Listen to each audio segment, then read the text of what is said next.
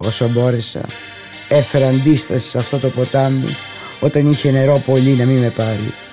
Και όσο ήταν δυνατόν φαντάστηκα νερό στα ξεροπόταμα και παρασύρθηκα.